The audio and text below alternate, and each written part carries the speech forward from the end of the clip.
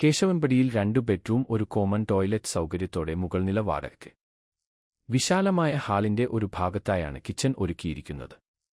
2 bedroom ceiling ചെയ്തിട്ടുണ്ട്. Hall മാത്രം ceiling ചെയ്തിട്ടില്ല.